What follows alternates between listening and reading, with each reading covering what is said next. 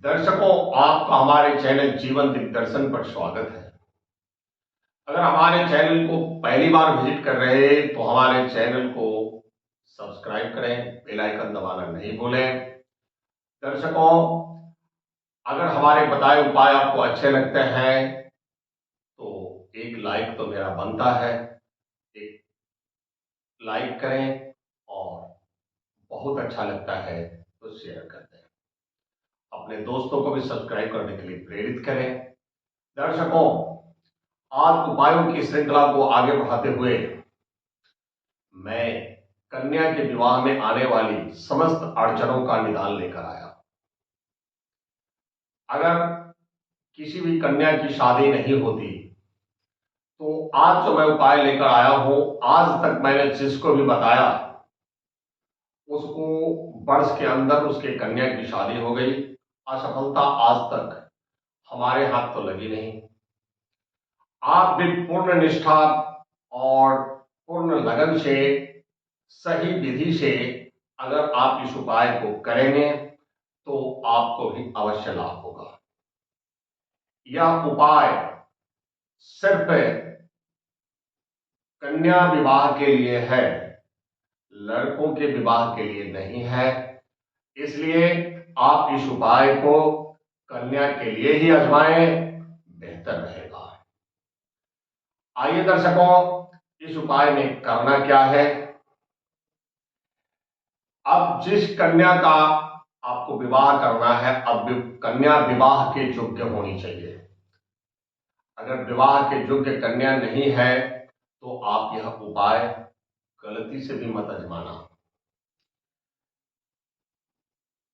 तो अगर विवाह के योग्य कन्या है तो उसका शीघ्र विवाह इस उपाय के द्वारा हो जाएगा।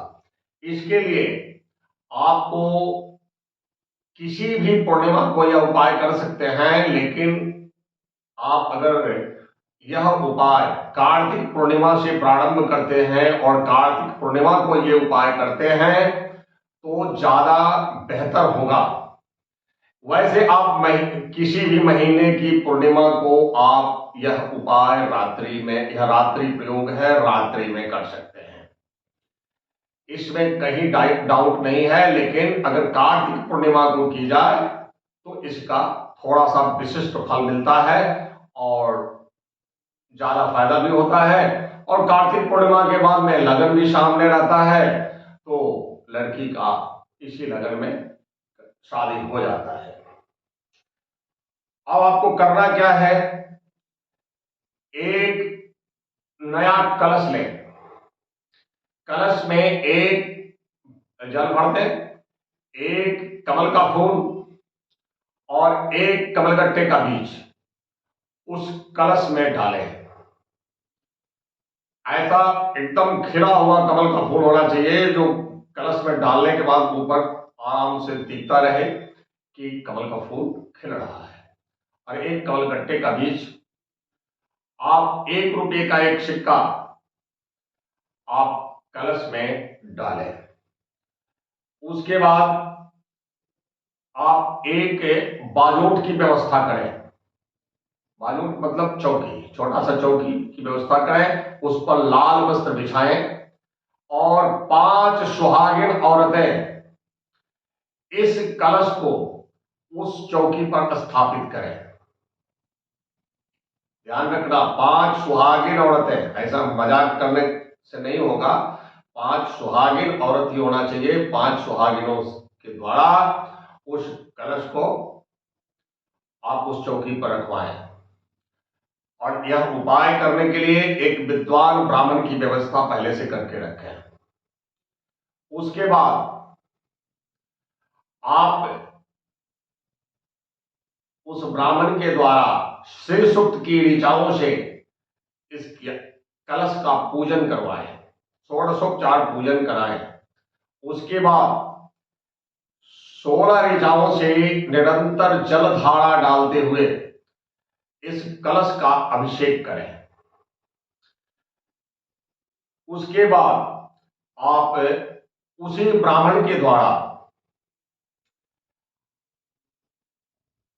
20 माला ओम गं गणपतये नमः इस मंत्र का जाप उसी ब्राह्मण के द्वारा करवाएं और दूसरे दिन आप उस कलश को किसी मंदिर में रखवा दें और इन सारी क्रियाओं को करते वक्त ये 5 सुहागिन औरतें जो बैठेगी उनको मन में यही रखना है कि इस कन्या की शादी हो जाए। कन्या का नाम मन में सोचते हुए, जैसे किसी का रमा नाम है तो रमा की शादी हो जाए, यह मन में भावना रखते हुए आप इस उपाय को करें और करके भूल जाए। आप जहां जाइएगा वहीं शादी में सफलता मिलेगी और आपके बच्चे की शादी हो जाएगी, उस कन्या की शादी हो जाएगी। दर्शकों, आप इस उपाय को आप करके देखें। हमने आज तक किसी भी कन्या के लिए यह उपाय बताया तो आज तक असफलता हाथ नहीं लगी है और हमारे जीवन में करीब 15-20 शादियां हो गई और मैंने बताया और लोगों का हुआ, इसलिए आज दिल में आया कि लगन शुरू हुआ है कन्या विवाह के विषय में एक आज मैं टोटका डालता हूं। दर्शकों, बहुत सारे दर्शकों का प्रश्न भी आ रहा था कि विवाह बाधा का कोई उपाय बताएं। यह उपाय प्रचंड उपाय है। पूर्णिमा की रात्रि में करना है, रात्रि में मतलब 9 बजे के बाद आप यह उपाय करें। तब तक के लिए हमें इजाजत दें। ओम श्रीं श्रीयै नमः।